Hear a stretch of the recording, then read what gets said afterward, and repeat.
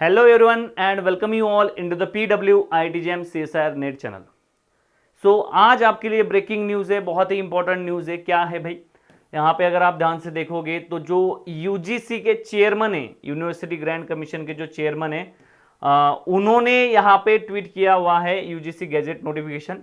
जो पीएचडी करने की, पीएचडी जो मिनिमम क्वालिफिकेशन था फॉर द असिस्टेंट प्रोफेसर, अगर आपको असिस्टेंट प्रोफेसर बनना है तो पीएचडी जो मिनिमम क्वालिफिकेशन यूजीसी ने किया हुआ था 2021 में, जो उन्होंने नोटिफिकेशन जारी किया था, उसको हटा दिया गया है।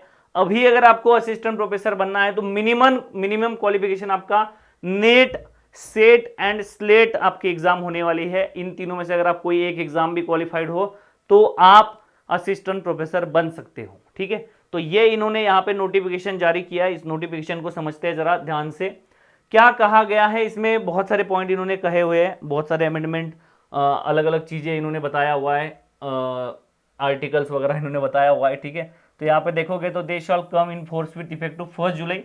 तो ये जो नोटिफिकेशन है 1 जुलाई से आपका अलाउ हो जाएगा।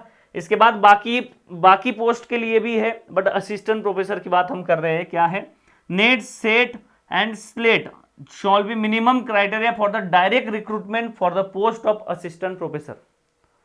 असिस्टेंट प्रोफेसर अगर आपको बनना है तो उसके लिए मिनिमम क्राइटेरिया क्या हो चुका है, पीएचडी जो था वो हटा दिया गया है, और आपका नेट और सेट और स्लेट एग्जाम है। नेट एग्जाम जो नेशनल एलिजिबिलिटी टेस्ट होता है, उसके साथ साथ स्लेट और उसके साथ साथ सेट एग्जाम आप दे सकते हो। पर्टिकुलरली स्टेट एलिजिबिलिटी टेस्ट जो होता है वो आप दे सकते हो, वो अगर आप क्वालिफाइड हो। जैसे कि महाराष्ट्र सेट है, कर्नाटका सेट है, तो अगर महाराष्ट्र सेट क्वालिफाइड हो तो महाराष्ट्र में कोई भी अगर वैकेंसी आती है तो वहां पे आप अप्लाई कर सकते हो। ठीक है, तो ये कंडीशन इन्होंने यहां पे डाल दी है। जो मिनिमम क्राइटेरिया था पीएचडी का वो हटा दिया गया है। इसके प्रोज एंड कॉन्स क्या है, इसके बेनिफिट्स क्या है, यहाँ पे ध्यान से समझेंगे। तो यहाँ पे अगर आप ध्यान से समझोगे तो जो लोगों को पीएचडी नहीं करनी है और प्रोफेसर बनना है उनके लिए तो बहुत अच्छी बात है। बट जो पीएचडी कर रहे हैं और पीएचडी करके जाने वाले हैं तो उनको क्या होगा, तो ये ऑप्शनल क्राइटेरिया है। अगर देखो कॉलेजेस में अगर आप जाते हो और आपके पास अगर पीएचडी है तो मैं तो आपको सजेस्ट करूंगा कि अगर आपके पास पीएचडी है तो अच्छी बात है। आपके पास अगर पीएचडी है तो आपको प्रायोरिटी मिलेगी। जैसे भी आप कॉलेज में जाओगे वहां पे एक उनका एनालिसिस सिस्टम होता है, एक एग्जाम इंटरव्यू जब होता है उनका वो कोई सिस्टम होता है, उस सिस्टम के अकॉर्डिंग पीएचडी का भी कुछ ना कुछ स्कोर वहां पे दिया जाता है। नेट गेट एग्जाम्स का भी वहां पे स्कोर दिया जाता है। तो अगर आप एग्जाम्स क्वालिफाइड हो तो आपको ऑप्शन अच्छा है। अगर आपका पीएचडी है तो आपको प्रायोरिटी दी जाएगी। सो अगर आपको, बहुत से लोगों का क्वेश्चन ये था कि सर फिर अभी पीएचडी करनी चाहिए या नहीं करनी चाहिए।